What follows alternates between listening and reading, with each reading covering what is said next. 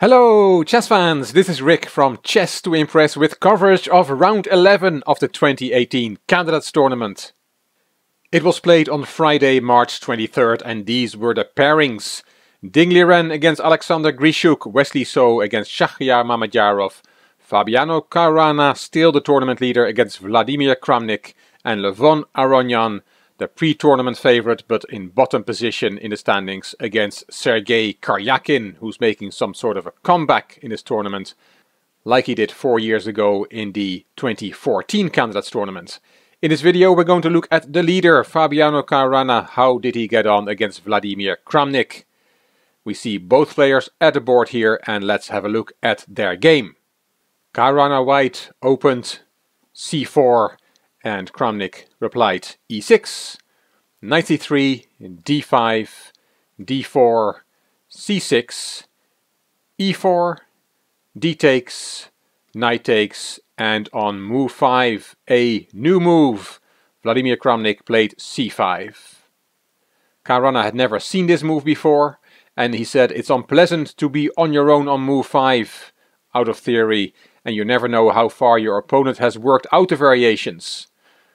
Kramnik said it is a bad move, but it's a little bluff, why not? And it worked, as I got a comfortable position, as we'll see.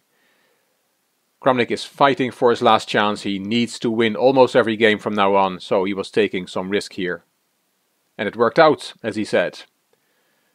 That pawn was taken by Caruana, knight c6, and now there are some options to keep the pawn. They looked in the press conference at bishop e3. Then e5 was the move, d takes, queen a5 check, queen d2, and knight b4. Caruana said, I did not like this too much, but it's a playable option. Another option is knight b3. Caruana looked at that move as well, but then there is a5, threatening a4 to kick the knight. So white plays a4, bishop b4 check, bishop d2, and knight takes d4. Caruana did not want to go into this unprepared, and he decided, after knight c6, to play knight f3, a simpler move, giving back the pawn. Kramnik took it, queen takes, knight takes, and black regains his piece on c5. Knight b5, king e7, and here Caruana of course had seen knight c7. He didn't play it. Kramnik's preparation shows that white is better after knight c7, but that it's not lost for black, so that's where the bluff was. Caruana said that he decided not to go for it as he was afraid of some exchange sacrifices where black allows white to take on a8. And he wanted a position that both players would be on their own, so he wanted to take Kramnik out of his preparation. He did not feel comfortable to play against a well-prepared opponent, so that's why he chose a different variation. Instead of knight c7, he played bishop d2. Bishop d7 from Kramnik, who said now black is not worse at all, so the opening has been a success for black, for Kramnik. You can go back with the knight, but Caruana said I did not want to play the knight back after black would play knight f6. But Caruana decided to play b4 and accept the double pawns that we'll see now. Bishop takes b5, c takes b5, and here Kramnik played bishop back to d6. But he said bishop d4 was an option and is a critical try, as he called it. They looked at this variation. The rook is hanging, so rook c1, rook d8, rook c7 check, rook d7. Caruana said that he would have traded rooks here, but according to Kramnik, rook c8 would have been better. And that's maybe a little better for white. Kramnik said this pin is annoying for black. But that was after bishop d4. Bishop d4 was not played. Bishop d6 was played by Kramnik. g3, rook c8, bishop on a very nice diagonal, b6, saving that pawn, king e2, and now knight h6. Kramnik commented here that in this endgame, if he can swap the dark squared bishops, these two, then black can be better. He did not want to play knight f6, because he thought then there's bishop g5 and that's an annoying pin. So he decided on knight h6. Kramnik was desperate to keep some play in the position, he said, because of his bad tournament situation. He wanted to try and keep the game alive and look for winning chances. Here white can take the knight and go into an opposite colored bishop ending. They looked at this variation first with a check, they thought that was better, and after f6 then take the knight, g takes, bishop c6 and bishop takes b4. Black has an extra pawn, but both players agreed that this was going to end in a draw. But after knight h6 that knight was not taken, rook ac1 was played by Caruana. Knight f5, bishop c3, f6 and f4, which Caruana called a bad move, much too risky. He wanted to get some counterplay, but he was not happy with his move after he played it. h5 from Kramnik, bishop c6 and rook cd8. Caruana said another idea for black is rook cg8. And then they looked at this variation, rook cd1, g5, that's the idea of course, behind rook cg8, f takes, rook takes and rook hf1. Caruana said, I was a bit worried here if Kramnik had gone for this option. But Kramnik decided on rook cd8, he went for a different setup. a4, h4, king f3, and here Kramnik took a lot of time, as he said, to make it work tactically. His first thought was to play the bishop back to b8, and then they looked at g4, kicking the knight, knight d4 check, and king e3, and Kramnik said he wasn't sure how to evaluate this. So he did not go to b8 with his bishop, he played h takes g3, h takes, rook takes, rook takes, and now he went to b8 with the bishop.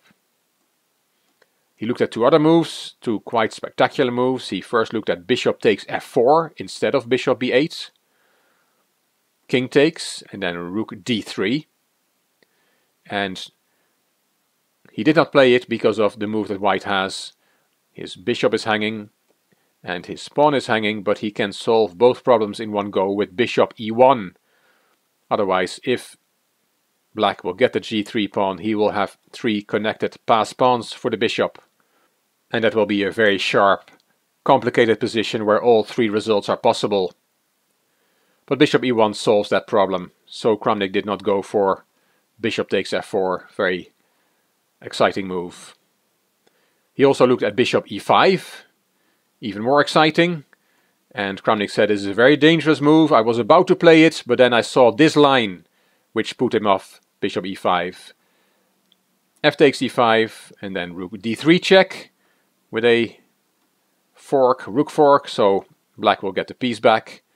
King f2, rook takes c3, rook d1, and Kramnik said white is entering on d7, and he did not like that. F takes e5, rook d7 check, king f6, rook takes a7, and black has active pieces, but white is threatening a5.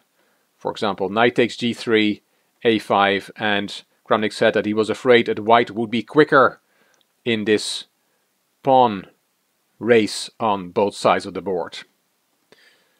So in the end, he did not play bishop takes f4, and he did not play bishop e5. He went back with the bishop to b8. Bishop e4 from Caruana, king f7, rook c1, knight e7, bishop e1, f5, bishop back, and here they looked at g5 as an option, f takes g5, rook d4, and Kramnik said followed by bishop d6, and it's a little risky for black to play like this. a5, bishop d6, and the position is very double-edged, as Kramnik said. So he did not go for g5, he went for rook d4 straight away. bishop c3, rook c4, bishop a2, and rook back to c8. That rook has made a nice maneuver. Rook d8, d4, c4, and back to c8. Quite funny.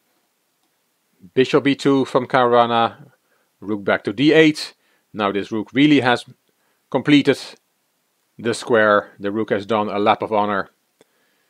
Bishop c4, Kramnik said I had missed this move. And he also said in this position black has to come up with something quickly, otherwise this position will peter out to a draw. And looking back at it, it was never anything else than a draw. Kramnik tried hard, but he could not really make anything happen. They looked at this variation here, knight d5, which was not played. Bishop takes, rook c8, rook d3 check, king e2, rook takes, and there goes the bishop, but black will win the bishop back through a skewer. King d3, rook takes b2, and this position should also end in a draw. Kramnik did not go for knight d5, he played rook c8, bishop b3, the rooks were swapped, bishop d6, bishop d2, knight d5, more pieces came off the board, bishop c3, bishop e7, a5, bishop f6, and the last pieces were swapped. King takes, king e3, and the game was drawn. There's nothing else left to play for. Kramnik tried, he did not go as crazy as he went in previous games, but he tried to make something of this position after a bluff in the opening, which worked out. He had a very comfortable position, but Caruana played very solidly and did not give Kramnik any real winning chances. Was this draw enough for Caruana to remain on top by himself? Yes, it was. The results of round 11, Ding Grishuk was a draw, and it was Ding's 11th draw, so he's going for the Anish Giri trophy, who in the Candidates tournament of 2016 made 14 draws out of 14 games. But he missed a great chance at one stage. He was totally winning against Grishuk, and I will make a video on that part of the game for Chess to Progress, my other YouTube channel. Mamedyarov also made a draw with black against Wesley So, which means that he is still half a point behind Caruana, who made this draw against Kramnik, as we saw. And Levon Aronyan's woes are not over. He lost against Sergei Karyakin with the white pieces, and Karyakin is making some sort of a comeback. He started with -2, but he's now on +1, and he still has a chance to win the tournament. The standings, Caruana with 7 out of 11. Mamedyarov is half a point behind, and 2 players now on 6 points, half a point behind Mamedyarov. Grishuk, and there he is, Sergei Karyakin, who won the Candidates tournament 2 years ago. He might do it again. Ding on 50% with 11 draws, Kramnik on -1, So half a point behind Kramnik, and Aronyan in clear last place, now a full point behind his nearest rival. Round 12 will be played on Saturday, March 24th, and it is quite a lineup. Grishuk-Aronyan. Can Grishuk score a full point against Aronyan, or will Aronyan show his teeth and maybe ruin things for the players at the top of the ranking? And look at this pairing, Sergei Karyakin against Fabiano Caruana. If Karyakin wins, he will join Caruana at the top of the ranking. Kramnik against So, and Mamedyarov is white against Ding Liren. Will Mamedyarov be able to beat Ding Liren and also get closer to his goal of winning this tournament? We will see. It's going to be very exciting. Hope you enjoyed this video. If you did, please give it a thumbs up and please subscribe to the Chess to Impress channel. Please leave a comment, and you also may want to check out my second channel, Chess to Progress. The link is in the description box. This is Rick for Chess to Impress. Thank you for watching.